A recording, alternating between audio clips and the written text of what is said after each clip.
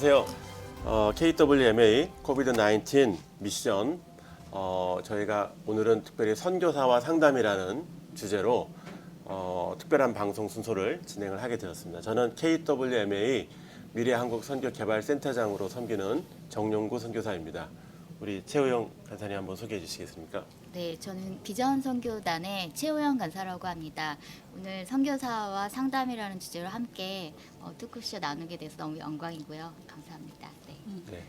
오늘 이렇게 상담에 대해서 또 이 코로나 시대에 굉장히 중요한 또 위기입니다. 그래서 코로나 블루라고도 얘기하고 또 여러 가지 많은 어려움들이 있는데 우리 선교사님들의 모든 걸 그냥 견디라, 그냥 알아서 해라 이렇게 할 때가 있지만 귀한 상담을 통해서 또 잘 준비가 될 수 있는데 특별히 이 일들에 위해서 귀하게 준비하시는 세 분을 좀 모셨습니다. 먼저 우리 백은영 선교사님부터 한번 소개 한번 해주시겠습니까? 예, 안녕하세요. 저는 브릿지 심리연구소에서 소장으로 섬기고 있는 백은영입니다. 만나서 반갑습니다. 네. 우리 유희주 선교사님. 네. 네, 안녕하세요. 저는 에이렌의 카운슬링에서 소장으로 섬기고 있는 유희주입니다. 네. 우리 박정래 대표님. 네, 안녕하세요. 저는 MCC 한국선교상담지원센터 상임대표 박정래입니다. 네. 너무 귀한 분들이 이렇게 바쁜 시간에 이렇게 함께 참여를 해주셨는데요. 특별히 이제 사역들을 어떻게 하고 있는지 우리 박정래 대표님께서는 MCC 좀 소개 좀 해주시고 네, 좀 잠깐 소개 한번 해주실까요, 선교사님께? 저희 MCC는 KWMA 산하기구이고요. 1999년부터 지금까지 한 20여 년 정도 다수의 선교사 출신으로 구성된 심리 상담 전문가가 약 5천여 명 정도의 선교사님들을 심리 정서적으로 도운 그런 심리 선교사 전문 케어 기관입니다. 복음의 최일선에 투입된 선교사 자녀들이 심리 정서적 손실을 최소화하고 선교 기관들과 협력하여 선교사들이 영적, 정서적, 관계적 강건함을 잃지 않고 끝까지 하나님의 부르심을 잘 감당하도록 돕고 있습니다. 점차 증가하고 있는 위기 상황 발생 시에 전문적 케어와 현지로 직접 찾아가서 사역을 지원하고 있는 그런 일을 하고 있습니다. 저희 MCC의 주된 사역은 심리 검사가 이제 주된 사역이고 선교 후보자나 안식년 선교사, MK들을 위한 다양한 심리 검사를 제공하고 있고요. 그다음에 디브리핑과 상담, 또 미술 치료를 통해서 이제 대인관계 기술 배양이나 자기 이해, 성장과 변화 촉진을 위해서 힘쓰고 있고요. 또 선교 훈련은 강의를 통해서 선교사 케어 지도자 훈련 세미나나 선교사를 위한 셀프 케어 세미나, 또 현지 방문 사역, 그러니까 국내든지 국외든지 이제 저희들에게 요청하는 그런 기관에 가서 디브리핑 세미나나 상담 세미나나 이런 것들을 통해서 선교사님들을 돕고 있습니다. 네. 아유, 여러 일들을 많이 하고 계시고 또 귀한 일들을 잘 하고 계시고요. 네.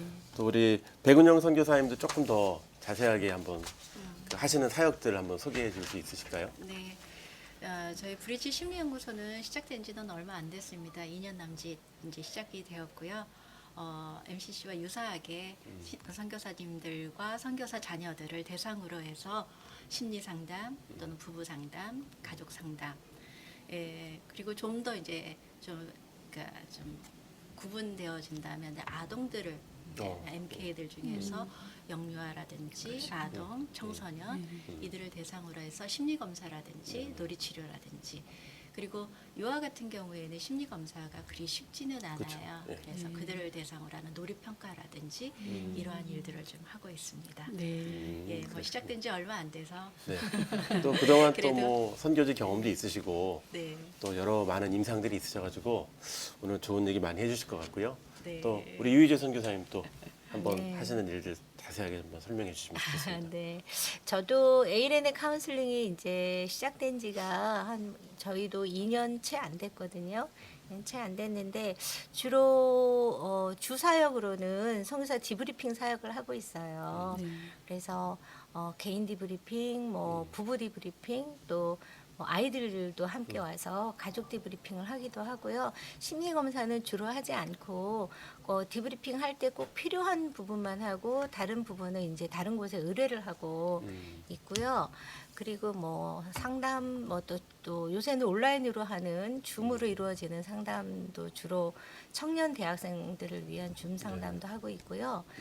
그리고 제가 또 재단법인 양실에 후원을 받아서 청년 대학생 MK들을 위해서 전액 심리 검사와 상담을 무료로 그래요? 하는 그런 사역을 일주일에 한 번 이렇게 또 가족 상담 이렇게 전부 다 그 후원금으로 이루어지는 사역을 하고 있습니다. 아, 이게 무료라고 하니까 또 네, 살짝 솔깃하네요. 근데 선교사님들이 사실은 네. 이제 좀 상담이나 이런 부분은 좀 재정을 좀 내서 하고 네, 그렇게 해야 맞아요. 되는데 네.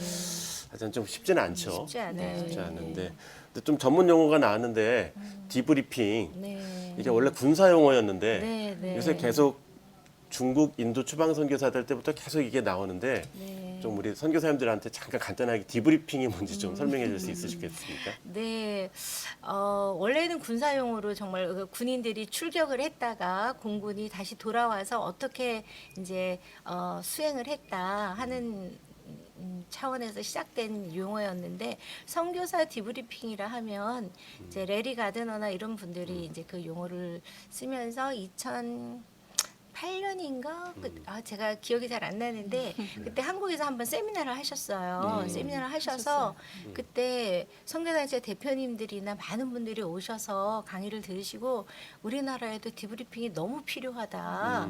그런데 이제 저한테 그런 걸 여쭤본 분들이 많으셨어요. 디브리핑이 너무 중요하고 필요한데 어떻게 해야 될지를 모르겠다. 방법을 좀 가르쳐 달라. 이런 분들이 계셔서 제가 이제 디브리핑 프로그램을 만드는 걸로 제가 프로그램 개발로 박사 논문을 했고요. 근데 하면서 보니까 일단은 상담하고 디브리핑이 뭐냐 그거 차이를 모르겠다는 분도 네네. 많으셨고 네네. 또 이제 남미나 이렇게 멀리 계신 분들이 한 뭐 10년, 20년 만에 한국에 네네네. 들어오셨는데 디브리핑이란 말을 처음 들어보는데 왜 이렇게 많이 하냐 주변에서. 그렇죠. 네네. 그래서 도대체 그게 뭐냐. 유행어인 줄 알고. 유행어처럼. 네네. 그래서 물어보는 분들도 많으셨어요. 근데 간단하게 말씀드리면 일단 상담에서는 상담사가 심리 치료를 위해서 개입을 많이 해요.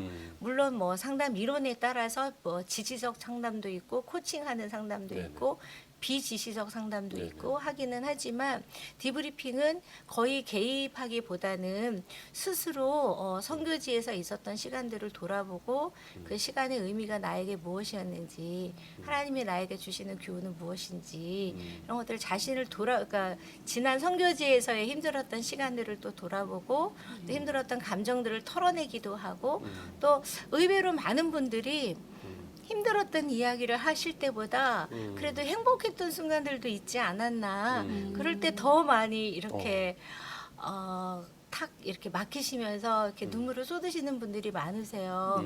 나 선교지에서 너무 힘들었다고 생각했는데 하나님이 나에게 이렇게 행복한 순간들도 많이 주셨구나. 네네. 그래서 그런 것들도 발견하게 되는.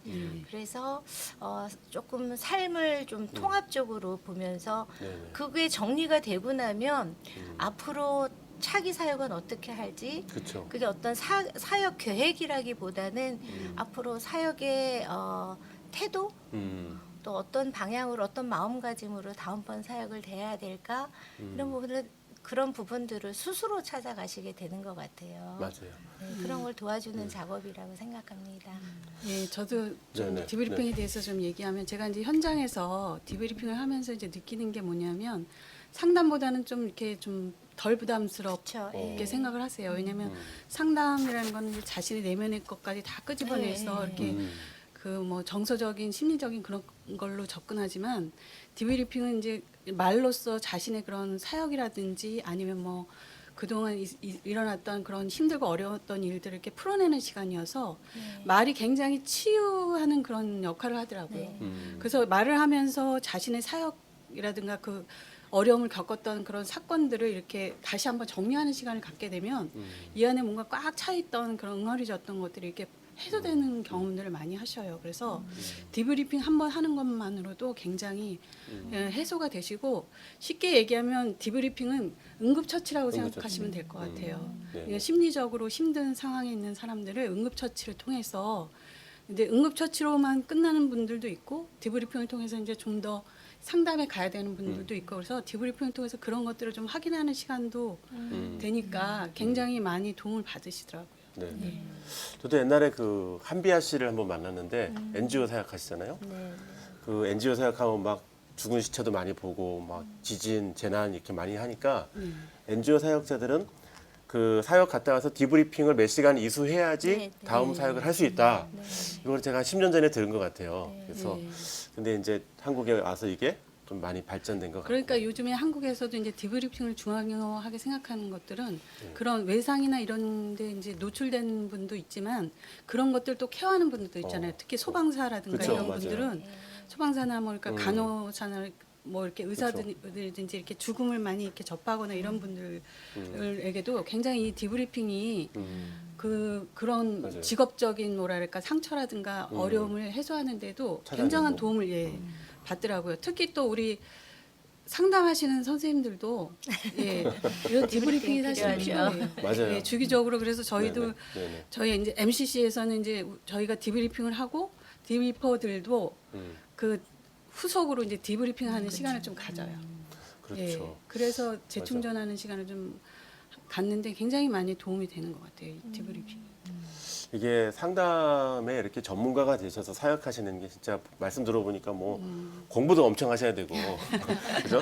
굉장히 뭐 준비를 많이 하셔야 되는 건데 어쨌든 뭐 그렇습니다. 예. 아니, 저도 몰랐던 이 디브리핑의 중요성에 대해서 저도 좀 많이 알게 되어지는 것 같은데 네. 최근에 이 코로나로 인해서 상담가 분들이 어떻게 지내시는지 좀 많이 궁금했어요. 그래서 상담 방법에도 좀 변화가 있을 거고 이 흐름의 변화가 좀 있으셨을 것 같은데 네. 좀 어떤 일이 좀 더 줄었고 또 반면에 또 어떤 일들이 좀 더 늘어나셨는지 좀 그런 부분들을 나눠주시면 좀 좋을 것 같습니다. 우리 유희주 선교사님 네네. 한번. 아, 네.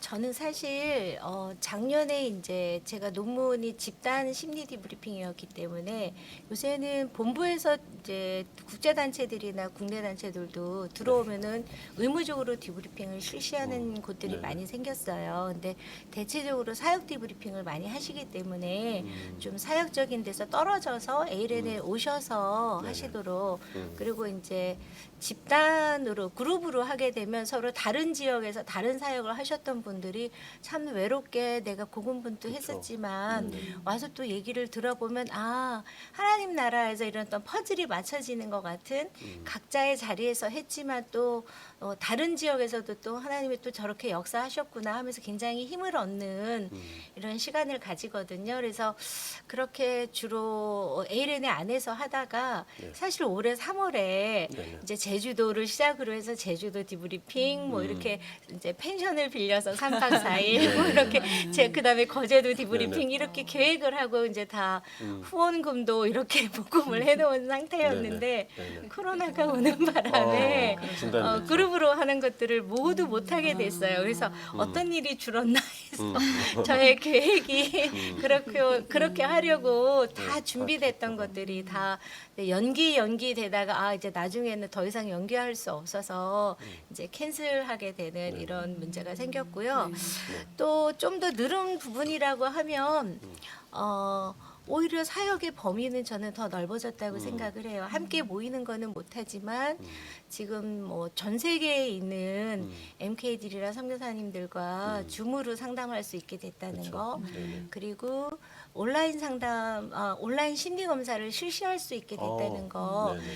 그러니까 이제 제일 많이 사용하는 이제 검사들을 마음사랑에서 이렇게 실시 그동안 뭐 MMPI를 원래는 9월에 실시하기로 했었는데 그분들이 코로나 때문에 뭐 봄으로 다 이제 이렇게 프리 오픈을 하게 됐고 또 최근에는 기질매 성격 검사 이런 검사들도 네네. 또 온라인 실시가 가능하도록 마음사랑에서 이렇게 열어주셔서 네네네. 제가 오래전부터 선교지에 계신 분들은 어떻게 조금이라도 좀 심리 검사로 조금 도움을 줄 수 있을까 고민하고 있었는데 코로나가 오는 바람에 그게 확 앞당겨진. 그래서 뭐 제일 그 두 심리 검사 외에도 여러 심리 검사를 제공하고 있는 단체들이 거의 대부분 온라인으로 전환을 시킨 상태여서 아주 발빠르게. 그래서 네. 저는 그분들의 그 노력이 전 세계에 있어서 한국에 들어올 수 없는 선교사님들에게 굉장히 도움이 되지 않을까 이렇게 생각이 되고 있습니다. 좀 부연 설명을 이제 선교사님 입장에서 마음사랑이라는 얘기도 했었고 거기는, 네. MMPI가 다면적 네. 인성 검사 네, 뭐 네, 그런 네, 거죠. 네. 우리 선교사님들 위해서 좀 한번 전문 용어 나오면 네. 좀 설명 한번 해주시면 좋겠어요. 우리 그래도 심리 검사를 더 많이 하고 계시는데. 네. 그러면 그거는 그 백은영 선교사님이 얘기해 주시겠어요. 아까 A랜에도 나왔죠. 예, A랜에도 뭐 아까 나왔다가 뭐 이렇게 얘기가 된 것 같은데 한번 좀 전문 용어 좀 하셨던 거 한번 얘기해 주시면 좋겠어요. 마음사랑은 네. MMPI하고 TCI 이것들을 네네. 이제 개발하고 거기서 네. 이제 관여하는 이제 회사이고요. 아, 그 회사 이름이. 그 회사에서는 이제 지면으로만 이제 검사를 진행할 수 있도록 음. 이제 제한을 두셨는데 네. 그거를 온라인으로 이제 확대를 시키셨어요. 그래서 네네, 네. 검사를 받는 수검자가 네. 온라인으로 신청을 해서 받을 수 있고 저희 네네. 같은 경우도 온라인으로 이제 수검을 할 수 있도록 이전엔 종이로 되는 지면 외에는 좀 어려웠고 온라인 상으로도 할 수 있었지만은 네. 이 심리센터라든지 이런데 와서 거기에서 온라인으로 할 수 있지 본인이 그거를 할 수 있는 것을 열어놓질 않았었어요. 근데 그것도 검사지가 노출이 되면 안 되니까. 네네. 그래서 이제 그게 열렸다는 게 저희에게는 되게 네. 좋은 그런 건가요? 거죠. 그래서 네, 저 같은 경우는 이제 그 선교사들 심리 검진을 계속 지속적으로 해왔는데 이걸 우편물로 늘 보내주고 다시 회수하고 하는 일들을 약간 좀 보통 불편하게 일이 아니었죠. 네. 줄었네요, 오히려. 예. 택배로 보내고 뭐 이런 아. 그런 아. 일들을 네네. 했었는데 그것이 이제 온라인으로 되니까 굉장히 수월해지고요.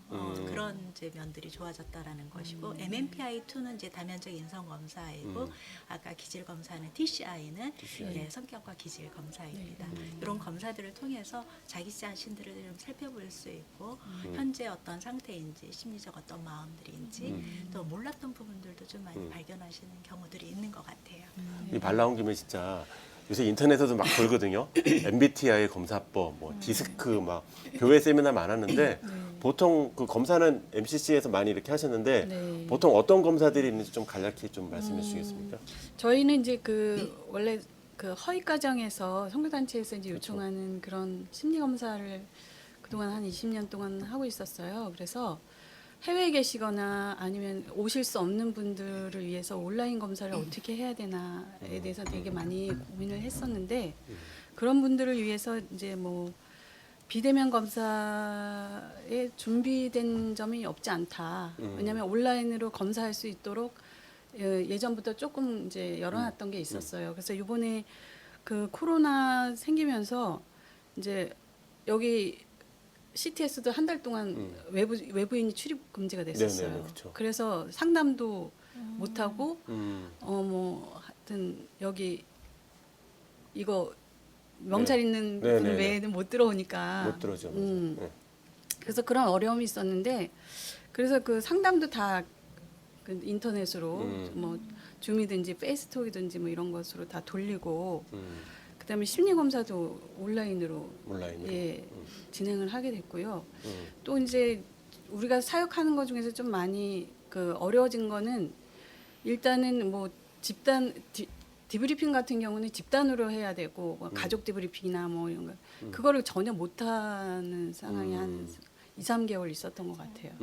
그래서 그 예약을 하셨는데 못하고 그냥 가신 분들이 몇 분 계시고 좀 그런 점들은 좀 되게 아쉬웠는데 아까 그 유희주 선교사님이 하신 말씀처럼 또 위기가 오면 또 기회가 또 다른 쪽으로 열리듯이 이렇게 온라인으로 검사할 수 있는 그런 것들이 좀 열리게 되니까 저희들이 좀 이제 비대면 쪽으로 많이 이제 개발하게 되더라고요. 상담이든 뭐 심리 검사든.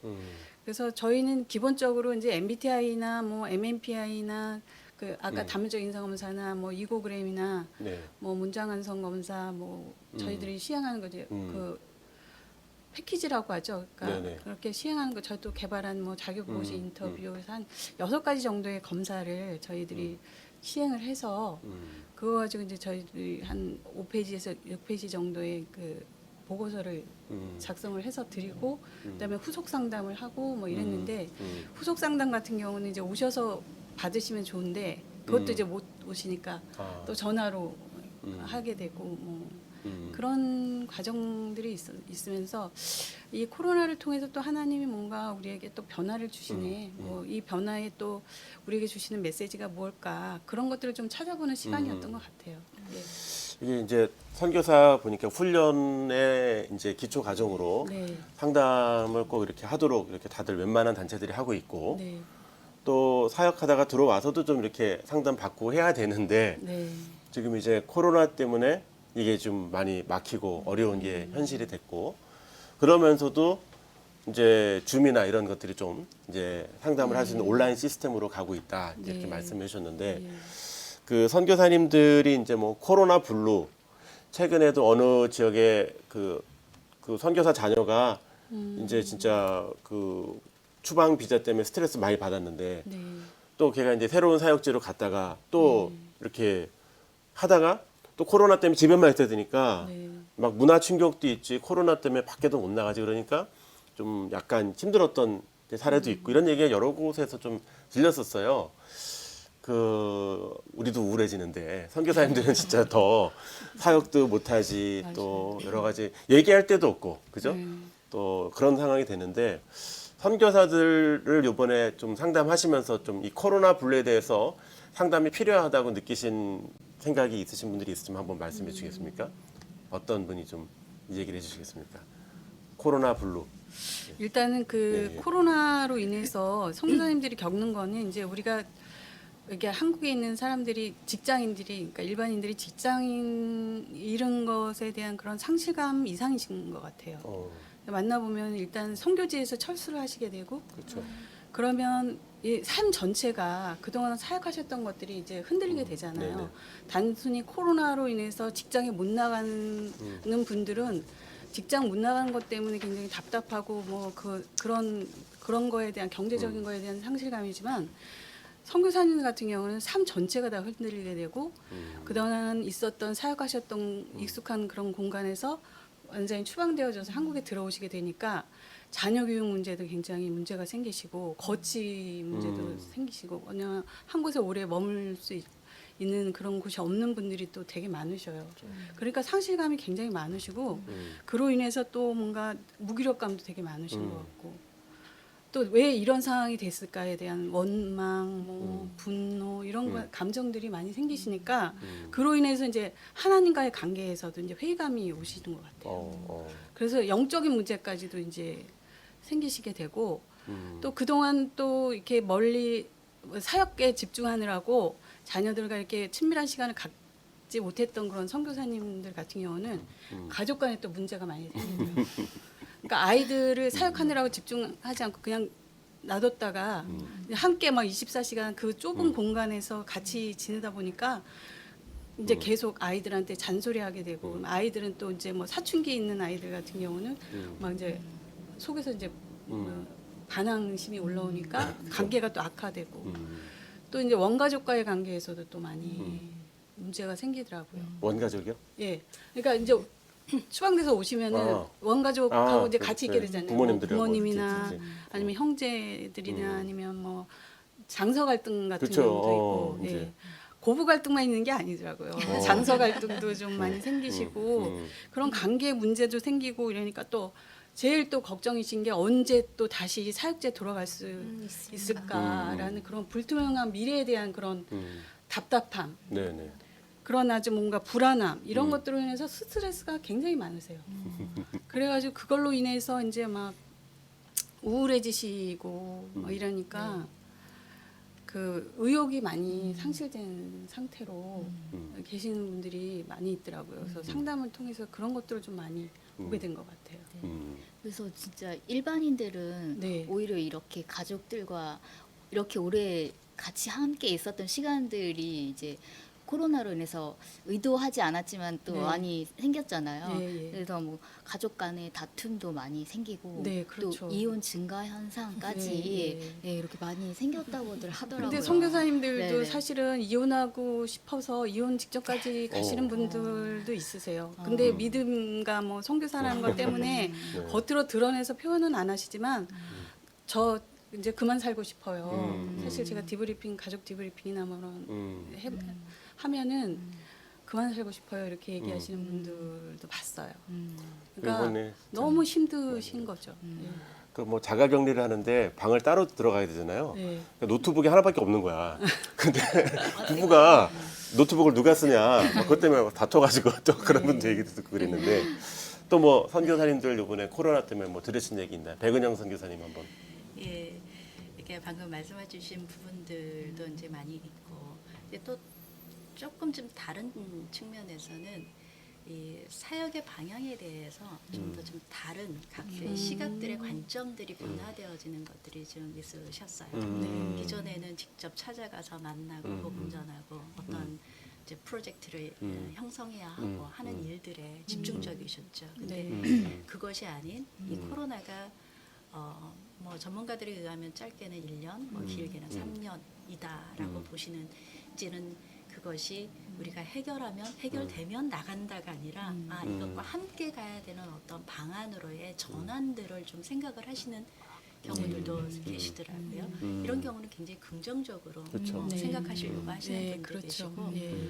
또 다른 면은 이제 좀 더 부정적인 부분들은 선교지에 나갈 수 없는 것뿐만 아니라 이제 조금 더 이렇게 오픈되어져 있는 지역들은 상관이 없지만 정말 셧다운되어져 그렇죠. 있거나 아니 국가에서 들어오지 못하도록 해서 근데 국가에서 들어온다 하더라도 안전에 대한 보호가 전혀 없기 때문에 맞아요. 네.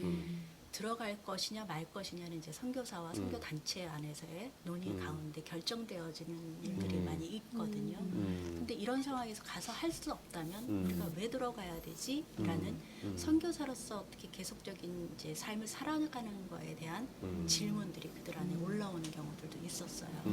그리고 여기서 장기적으로 머무시면서 경제적 활동들이 너무나도 절실히 어렵죠. 필요한 네. 현실적이죠, 경제적인 뭐. 예, 현실이 어려움이 많으신 애들 것 학교도 같아요. 보내야 되는데 뭐 그렇게 하고. 예, 그러니까 그러면 여기서 머물러 있을 수는 없고 아까 원가족 얘기도 하셨지만 네. 뭐 친정에 있든 시댁에 있든 어. 이렇게 벌떡벌떡 있는 사위를 보시는 어. 장모님의 시선이 심하죠. 맞아요. 직접 압박이 많죠. 예, 예. 편하지 않은데 이제 보시는 분이 아주 안쓰러움으로 바라보시지만 그 시선을 계속 하루 종일 받아야 하는 이 선교사의 마음은 이제 속이 아니죠. 맞아요. 그러니까 알바라도 해볼까 그렇죠. 하고 이제 알바도 이제 신청해 보시는 아이고. 분들도 계시고 음. 이 기회에 거처가 전혀 없으니까. 그렇죠. 맞아요. 너무 힘드시겠어요. 네, 선교관도 뭐 풀로 다 네, 차 안 되죠. 있고 네네. 뭐 에어빔까지도 사용하시는 네. 분들도 계시더라고요. 근데 한국은 에어빔이 그리 넉넉하지 아, 않더라고요. 그렇죠. 네. 네, 외국의 에어빔하고는 이게 너무 차이가 나니까 네네네. 들어가셨다가 이제 주인하고 많이 주인한테 이제 어려움을 당하고 나오시는 경우들도 생기시고 네네네네. 그러니까 또 재정적으로 물어줘야 되고 네네. 그러니까 이런 악순환의 고리들 안에서 차라리 내가 알바라도 해서 돈을 벌어야 되는 거 아니야? 이까지 이러시는 분들도 계시더라고요. 그러니까 참 그거를 어디 가서 얘기하기가 난감하잖아요. 그러니까 기회가 되었을 때 그 얘기들을 쏟아내오시는데 마음이 너무 아프더라고요. 네, 이런 그렇죠. 어려움들도 그러셨어요. 있으시는 게 이거는 현실적인 문제이기 때문에 네, 안타까운 마음들이 있었습니다. 진짜 근데 정말 조금 긍정적인 부분은 또 어떤 분은 또 이렇게 얘기하시는 분이 있으세요. 그동안 그 코로나 전에는 다 뿔뿔이 이제 아이들이 다 성장해서 네네네. 큰 애는 뭐 미국에 가 있고 뭐 작은 애는 어디 뭐 영국에 가 있고 막 뿔뿔이 흩어졌었는데 코로나 때문에 한국에 다 모여서 모처럼 막 가족끼리 막 이렇게 네네네. 친밀한 시간을 가져서 좋다는 좋다는 분도 사람도 예, 또 있죠. 예 있었어요. 그런 분들도 그런 거는 좀 맞아요. 긍정적인 부분인 것 그런 같아요. 부분도 예, 있죠. 예, 예. 네, 유사하게 이제 MK 같은 경우 중에 네.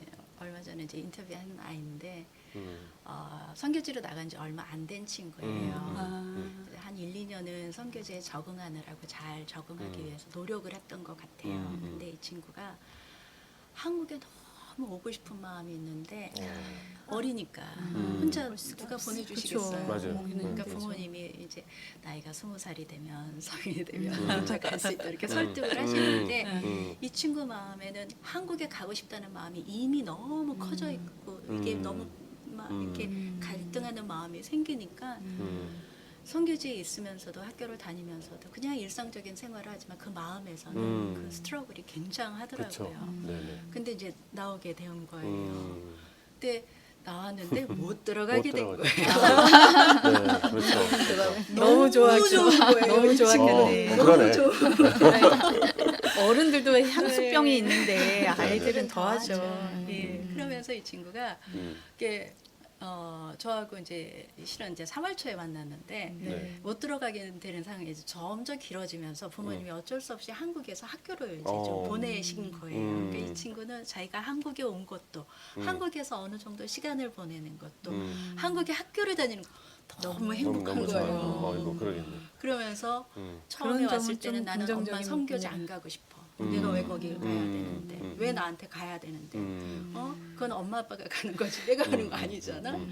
가서 뭔 선교를 해? 막 이러면서 정말 이 반항심과 올라오는데 말은 못하고 속으로만 끙끙 가지고 있다가 이거를 풀고 나니까 최근에 들어서 이제 한 번 더 어머님과 소통을 하고 선교사님과 소통하고 아이와 소통을 했는데 지금은 뭐 가도 괜찮지 이렇게 얘기를 한다는 거예요. 많은 어려움이 해결되는 네, 상황이 그래서 됐는데. 그 친구의 바람과 욕구가 이 코로나가 준 혜택인 것 같아요. 그 친구에게. 그러겠네 또. 네. 그 그런 케이스도 있더라고요. 케이스가 또 그 유희재 선교사님이 이제 디브리핑을 이렇게 하시는데 이제 중국하고 인도 선교사들이 막 추방되고 비자거부 당할 때는 그래서 교회를 갔어요. 가면 위로해 주시고 그렇죠. 예. 힘들었지 이렇게 얘기를 했는데 지금 코로나는 아까 얘기한 거하고 좀 다르게 왔는데 교회 가려고 했더니 오지 마. 오지 마 이렇게 얘기하거든요. 뭐 코로나 때 우리 선교사님들 이렇게 만나신 분들은 어떤 얘기들이 있었나요, 주로? 저는 요 전에 잠깐 말씀을 드리고 싶은 게 있는데 참 좋은 점도 있지만 또 힘든 점도 있는 것 같아요. 저는 제일 먼저 코로나 때 받은 연락이 뭐였냐면 그 지역에서 회사에서 권고 해직을 갑자기 당한 거예요. 네네네. 그랬을 때 그 해직을 당한 것도 문제지만 현지에서 그것 때문에 비자가 유지가 되고 맞아요, 있었는데 맞아요. 비자가 갑자기 이제 취소가 되는 상황이 된 거예요. 그래서 이제 극도로 힘드신 거죠.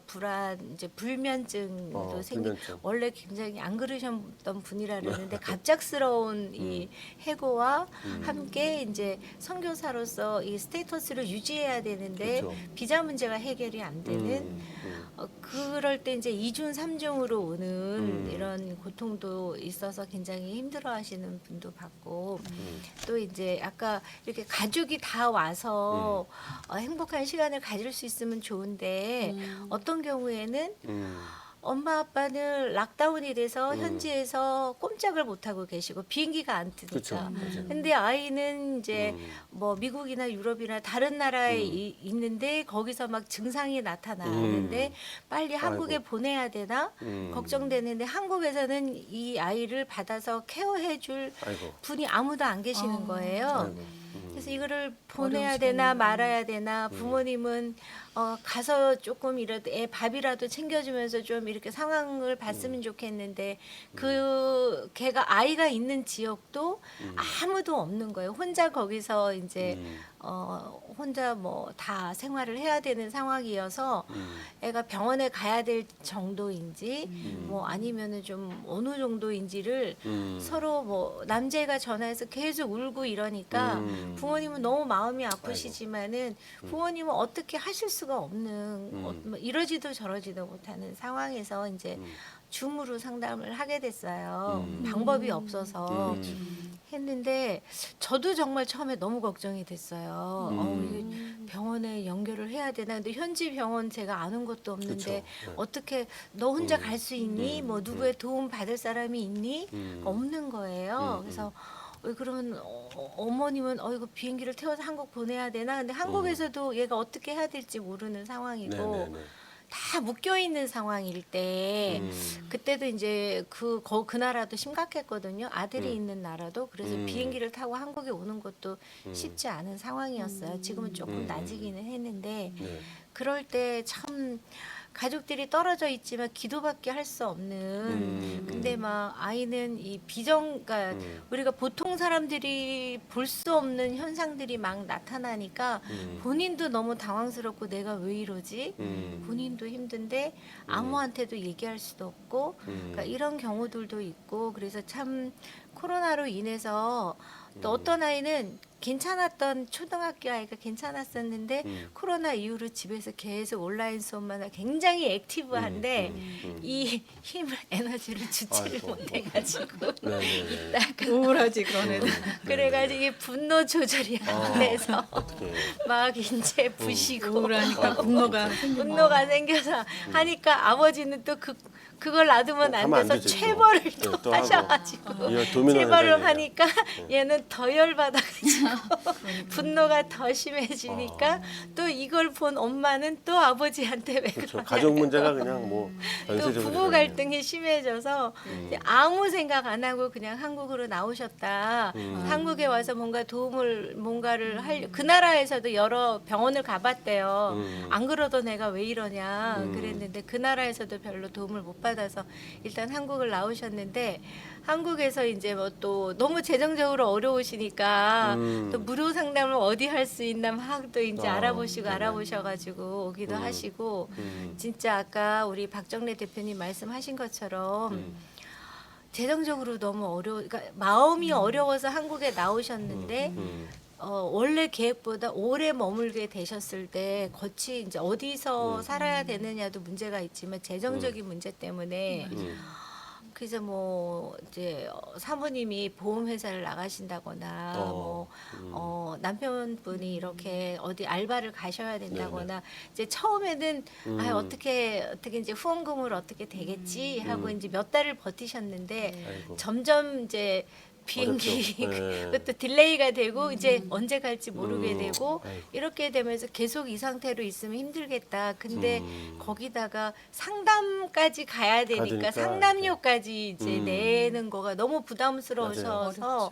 벌지 않으면은 상담료를 그래서 어느 분은 상담하시기 위해서 알바를 하신다는 온 가족이 상담을 받으신데 엄마 개인 상담, 아빠 개인 상담, 아이는 아동 상담. 네네네. 그래서 정말 제가 이제 중간에서 교회에서 후원금을 좀 연결해 그쵸. 드릴 수 있는 케이스가 있나 이렇게 알아보고 그럴 수 있는 분들은 이제 후원교회랑 얘기해서 네네네. 제가 도와드릴 수 있는 부분들이 뭐가 있을까 해서 도와드리고 그래서 교회에서 후원을 그래도 받으실 수 있는 분들은 괜찮은데 그렇지 않은 분들은 굉장히 어려운 거는 사실인 것 같아요. 오늘 얘기를 들어보니까 이제 그 선교사 훈련할 때도 상담을 받고 그다음에 상담 중에 또 얘기가 내가 상담으로만 딱 그렇게 분석적으로 딱 하는 게 아니라 좀 도와주고 싶은 부분도 생기고 근데 또 사실은 상담 전문가시들이지 뭐 멤버 케어나 행정 전문가는 조금 그쵸, 또 아니니까 또 다르죠. 예, 예. 저도 지난번에 어느 선교사님이 아이가 이제 낙상을 해갖고 떨어져서 이제 그 나라 갔더니 뭐 CT밖에 못 찍는 거예요. 저는 이제 또 선교 전문가니까 또 이제 소방청이나 뭐 에어 앰뷸런스 연결을 해갖고 이렇게 할 수 있도록 이렇게 안내를 해드렸는데 또 그런 부분에 또 정보는 또 한계가 있으시잖아요. 그렇죠. 그러니까 오늘 얘기를 들어보니까 이렇게 좀 선교 기관 단체하고도 긴밀하게 만나고 그다음에 재정적인 문제가 있기 때문에 이거를 한국 교회가 좀 이 부분이 필요하다고 하는 얘기들을 좀 정확히 알고 또 여기에 이렇게 배려를 해서 또 재정이 좀 모이고 뭐 예를 들면 뭐 비축금이라든지 선교 행정비의 뭐 몇 프로는 상담을 위해서 이렇게 일하시는 분, 받는 분 이렇게 좀 하는 게 좀 우리가 앞으로 가야 될 방향이다 생각이 드는데요. 예, 그러면 좋죠. 저희가 사실 3월부터 그렇게 무료 상담을 좀 하려고 계획을 했었어요. 그래서 이제 KWM하고 저희하고 이렇게 같이 공동으로 네. 계좌를 하나 만들어 가지고 한 달에 한 100만 원 정도만 모여도 그 20회 정도의 네네. 상담을 좀 할 수 있겠다. 5분 정도만이라도. 그리고 이제 그거에 참여하시는 상담 선생님들에게 최소한 뭐 한 한 해당 2만 원 정도의 그런 보수도 하실 수 있겠냐. 그래서 지원을 받았어요. 그래서 상담사는 다 세팅을 해놨는데 모금이 안 되는 모금이 거예요. 모금이 안 되는군요. 그래서 그런 거에 대해서 계속 이제 뭐 얘기를 하고 좀 이렇게 도와주십사 하고 이렇게 요청을 해도 상담비 지출하는 거에 대해서 아직 그렇게 중요하게 생각하시는 분들이 꽤 많지 않으신 것 같아요. 그래서 그런 것들이 좀 모아지면 그 뭐 다만 8회에서 뭐 10회 정도라도 이제 상담을 이렇게 무료로 좀 받으실 수 있게 하면은 굉장히 그 선교사님들이나 자녀들이 MK들이 도움을 많이 받을 수 있거든요. 그런 것들이 좀 이렇게 활성화됐으면 좋겠어요. 근데 계좌는 개설해 놨는데 후원금이 안 후원금이 하나도 아니 안 오늘 들어왔습니다. 방송 보시는 분들 중에서 네. 뜨시는 분들이 전혀 뭐 함께 이렇게 해주실 그런 거예요. 곳에 그런 뭐 네네. 어떻게 후원을 이제 후원금을 네네. 뭐 이렇게 모집을 해야 되는지 그런 거에 대한 아이디어도 그렇죠. 없고 이게 또 그런 상담 거는 잘 전문가인데 또 모르니까. 모금 네. 전문가도 아니고 네. 후원금 전문가도 아니고 모금도 하면서 상담도 하면서 다 하려니까 1인 기업인데 너무 힘들죠. 왜냐하면 그 네네. 상담에 참여하시는 선생님들도 이게 생계시기 그쵸. 때문에 그쵸. 무료로 네. 계속 해달라고 해드릴 수가 없고 네. 여기서만 계속 봉사해달라고 이렇게 요청한다는 것도 이제 한계가 있기 때문에 어느 정도 그래도 그쵸. 교통비라도 좀 드리면서 네. 선교사님들에게는 좀 무료로 받을 수 있도록 이런 장을 좀 열어보려고 네. 굉장히 이렇게 아, 노력을 아이고. 했는데 아직까지도 이게 전혀 모금이 안 돼서 음. 요청 이렇게 상담 좀 무료로 받고 필요가 있으신 분들이 이제 요청해 오는 것도 있는데 전혀 시행을 못 하고 있어요. 지금. 그래서 좀 많이 안타까워요 그런 부분들이. 저희가 조금 이제 쉬어가는 질문을 한번 하겠는데 요새 이제 선교사님들이 한국에 오면 되게 당황스러운 게 개들이 너무 많다는 거, 반려견들이. 근데 뭐 거의 가족같이 한다는 거예요, 한국 사람들이. 그래서 뭐 진짜 개가 죽거나 아프면 뭐 장례식 TV 광고에도 막 개 사료가 나오고 너무 당황스럽다 그러고 또 이제 그런 쪽으로 이제 상담 쪽에서도 뭐 그런 얘기가 있나 봐요.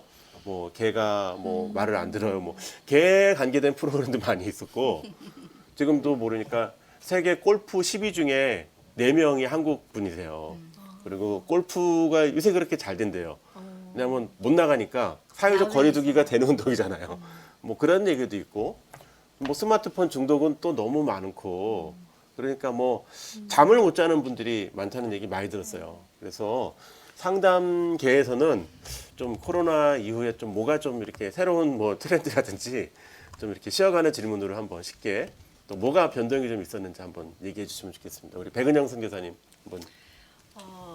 코로나로 인해서 제일 크게 바뀐 거는 줌으로를 사용한다라는 것이 지금 제일 많이 바뀌었고요. 네. 상담에서는 이제 대면 상담 같은 경우에는 비말이라든지 비말 가림막이라든지 네네. 이제 마스크를 쓰고 사용을 하는데 이제 줌으로 사용을 하니까 그거는 제일 크게 바뀌고 또 저희에게는 좀 더 영역이 확장되어지는 부분에서는 좀 달라졌습니다. 이제 지방에 있거나 해외에 있거나 이러면 어떻게 하지가 많았는데 도리어 창구가 더 열려 있는 그래서 상담의 기회들이 더 열려 있고 또 만남의 기회들이 더 열려 있는 그런 부분에서는 좀 더 달라진 부분들이고요.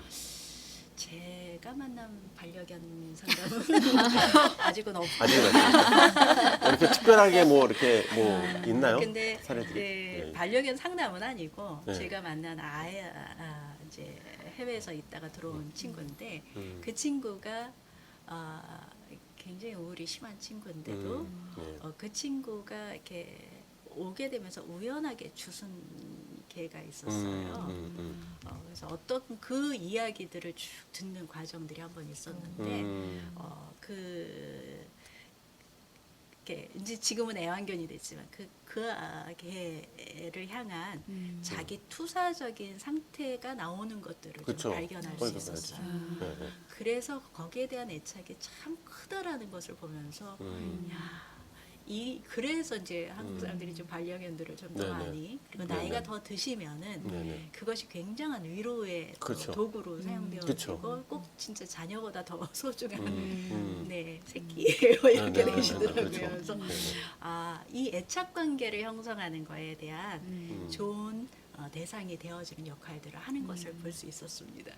이제 뭐 스마트폰 중독 상담 이런 것도 있지 않나요? 막 뭐 스마트폰 중독은 뭐 예. 꼭 코로나여서는 아니고요. 그렇죠. 늘 네. 있던 있었던 문제가. 문제고요. 네네. 근데 이제 좀 바뀌어진 건 뭐냐면 아예 학생들 같은 경우에는 오전에 학교를 가고 오후에 돌아오는데 이것이 하지 않기 때문에 이렇게 온라인 수업을 하는 경우에는 줌으로 하는 건 대학 강의거든요. 네. 그래도 이제 강사, 교수하고 이렇게 보지만 온라인 동영상 강의는 네. 동영상만 틀어놓는 거예요. 그러니까 틀어놓고 딴짓하는구나. 딴짓하고 계시는 거죠. 그럼 이제 그때 주무시고 어, 밤에 일어나서 온라인 게임 하시고 수차도 바뀌고 막. 네 이렇게 이제 바뀌는 친구들이 있고 줌을 해도 화면을 가려버리면 괜찮거든요. 그쵸. 그럼 화면 가려놓고 출석은 하지만 이제 딴거 하시고. 그러니까 집안에서의 시간과 이렇게 오픈되어지지 않는 자기 공간 안으로 많이 들어가니까 온라인이라든지 게임이라든지 이런 쪽, 이게 또 요즘은 이제 유튜브 영상을 시청하는 것이 굉장히 또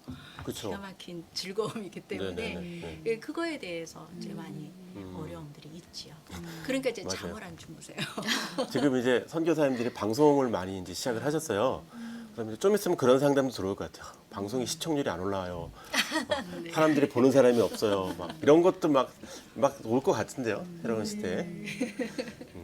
제가 보기에는 그 아까 말씀하신 것처럼 대학생, 중고등학생에서 초등학생으로 더 코로나 이후로 더 연령대가 좀 내려가고 있는 거기 때문에 스마트폰 중독에 대해서 더 내려가고 대부분의 한국 아이들보다 선교지에 있는 MK들은 부모님이 안 주시더라고요. 안 주시고 그것 때문에 엄마 아빠랑 싸우고 그리고 안 이제 줘도 뭐 일주일에 몇 시간 뭐 시간을 정해서 주고 근데 이제 MK들은 훨씬 더 한국보다 그리고 어떤 경우는 이제 인터넷이 상황이 좋지가 않으니까 그렇죠. 현지는 네네. 이제 그거를 이제 이렇게 껐다 켰다 조절을 하시나 봐요. 하루에 몇 시간. 그러니까 이 아이는 데이터. 그것 때문에 막 데이터 고문이. 이제 처음에는 뭐 갈등 싸우는 정도다가 점점 시간이 길어지면서 네, 뭐 엄마한테 막말을 해요. 막 이래가지고 엄마 충격 받으시고 아이도 이제 극에 달해가지고 이전에는 그렇지 않았었는데 그런 경우가 이제 점점 연령대가 내려오는 것도 있는 것 같고요. 또 하나는 제가 이제 청년 대학생을 요새 주로 많이 만나면 진짜 대학생들은 예전 같으면 학교를 가잖아요. 가서 뭐 친구들 만나고 동아리 활동하고 뭐 하고 오는데 요새는 선생님 걱정이 없어요. 9시에 수업이면요. 5분 전에 일어나서 세수도 안 하고 얼굴만 잠깐 비치고 뭐 그전 같으면 2시간 전에 일어나서 뭐 머리 감고 뭐 화장하고 막 해야 될 거를 맞아요. 이제는 5분 전에 일어나서 잠깐 출석하고 그다음에 끝나고 자면 되고 네네. 그러니까 애들이 이제 점점 문제는 수면이 문제가 되는 것 같아요. 점점 밤에 이제 영상하는 시간이 많아지고 이렇게 야외 활동을 안 하니까 활동량이 줄어들어서 이제 기력이 없어 에너지가 더 다운이 돼 심리적으로도 다운이 되지만 근육도 이렇게 힘이 없어지나 봐요. 그래서 그러니까 보통 맞아요. 아이들 움직이지 않으면 안 움직이니까 예, 예. 보통 제가 요새 만나는 아이들은 대부분 평균 수면 시간이 아침 5시에 잔다예요. 네네네. 일찍 자면 3시. 나서 그러면 너 몇 시에 일어나니? 그러면은 네. 뭐 상담 있는 날은 3시에 일어나요. 그리고 안 그런 날은 5시에 일어나요. 그러면 5시부터 자기 활동 시간이죠. 그러면 네네네. 저녁 시간이잖아요. 요새 해가 6시만 돼도 깜깜한데. 그러면 그다음부터 운동하러 안 나가요. 안 네네네. 나가고 있으면 금방 12시가 돼서 자려고 눕는데 그래서 아니 일어난 지 몇 시간 안 됐는데 또 자려고 눕니? 그러면 네네. 그때부터 또 스마트폰하고 게임하고 동영상 보면 또 5시, 6시 자는 거예요. 그러니까.